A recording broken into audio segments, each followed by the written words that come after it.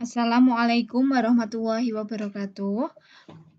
Pada kesempatan kali ini kita akan membahas mengenai uji komparasi statistik non-parametrik untuk sampel tunggal, yaitu yang akan kita bahas yaitu uji chi-kuadrat. Ya. Yang akan kita bahas uji chi-kuadrat. Pada video sebelumnya kita membahas mengenai uji binomial, jadi untuk B atau dua kategori. Sekarang chi-kuadrat itu juga sampel tunggal, itu apabila datanya nominal dan kategorinya terdiri dari dua atau lebih. Jadi bedanya kalau uji binomial tadi hanya untuk dua kategori, kalau chi-kuadrat itu bisa dua atau lebih. Langsung saja ke permasalahan.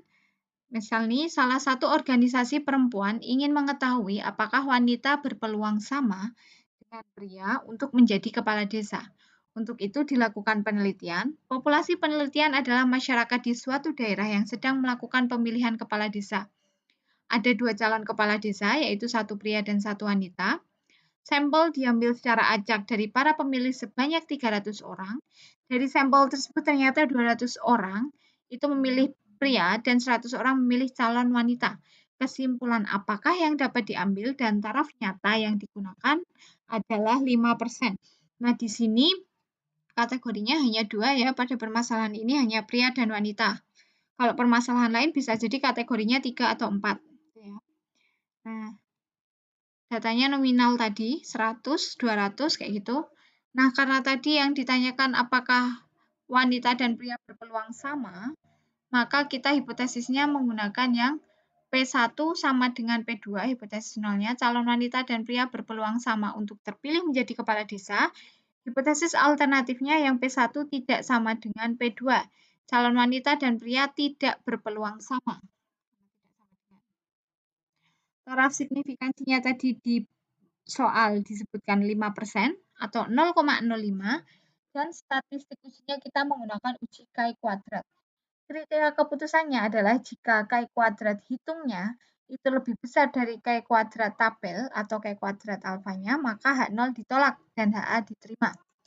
Nah, kita hitung. Nah, rumus untuk mencari chi-kuadrat untuk menghitungnya yaitu F0 kurang dari FH kuadrat per FH. FO-nya itu frekuensi yang diobservasi dan FH itu frekuensi yang diharapkan gitu ya. Langsung permasalahan tadi ada dua calon pria wanita.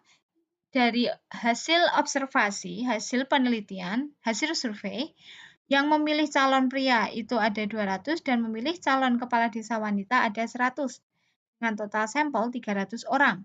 Nah, frekuensi harapan itu cara menghitungnya itu idealnya. Kalau ada dua calon dan ini pria itu ada satu, berarti satu dari dua, seperdua, setengah. Setengahnya dari 300, 150. Dan yang wanita itu kan juga ada satu dari dua orang calon, 1/2 kali 300, 150 juga. Itu ya, ini frekuensi idealnya 150, 150. Nah, untuk mencari chi-kuadrat pertama kita hitung FO kurangi FH. Ini 200 kurangi 150 itu 50, 100 kurangi 150 itu negatif 50. Lalu hasil selisihnya tadi kita kuadratkan. Hasilnya sama-sama 2.500. Nah, hasil kuadratnya tadi dibagi dengan frekuensi harapan. Jadi 2.500 bagi 150. 16,67, begitu juga yang bawah. 16,67. Nah, totalnya ini adalah 33,33. Berarti ini total ini tadi adalah chi-kuadrat hitung. Jadi chi-kuadrat hitungnya sudah ketemu yaitu 33,33. Dengan derajat bebasnya tadi kan ada dua kategori. Berarti derajat bebasnya 2 dikurangi 1. Kalau ada 3 kategori ya 3 kurangi 1. Di sini kan ada 2 kategori. Berarti derajat bebasnya 2 dikurangi 1 sama dengan 1. Nah, digunakan untuk apa sih derajat bebas? Digunakan untuk mencari chi-kuadrat tabel. Tadi alfanya 0,05, derajat bebasnya 1. Kita cek di tabel chi-kuadrat. Ini tabel harga kritis chi-kuadrat. Kita lihat DF atau DB, derajat bebas atau degree of freedom. Derajat bebas ini sama ya. Derajat bebasnya 1 dengan alfanya 0,05. Berarti yang ini ya, 0,05 dengan derajat bebas 1. Berarti Kai kuadrat tabelnya adalah 3,841. Kai kuadrat tabelnya 3,841. Berarti masuk ke mana? Tadi kriteria keputusannya kalau Kai kuadrat hitung lebih besar Kai kuadrat tabel, maka H0 ditolak.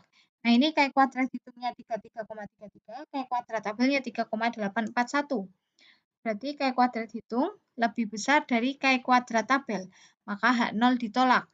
Berarti kalau H0 ditolak, kesimpulannya di H1. Calon wanita dan pria tidak berpeluang sama untuk terpilih menjadi kepala desa. Jadi calon wanita dan pria tidak berpeluang sama. Ini kesimpulannya.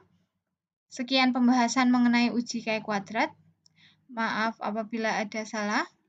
Jika ada pertanyaan silakan ditanyakan. Wassalamualaikum warahmatullahi wabarakatuh.